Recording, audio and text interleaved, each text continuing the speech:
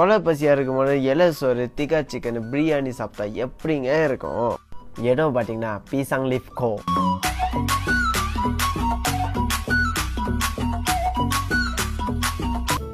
பொரிச்ச பாவுக்கா நான் பாட்டி பொரிச்ச மாதிரியே இருந்துச்சு. இந்த ரெஸ்டாரண்ட் நான் ஸ்ட்ராங்லியாக சஜஸ்ட் பண்ணுறது இந்த இலை சோறு இறாங்க சிக்கன் வறுவல் செட்டிநாட் பெருத்தல் இது ஒன்றா மிக்ஸ் பண்ணி சாப்பிட்டா எப்படிங்க இருக்கும்?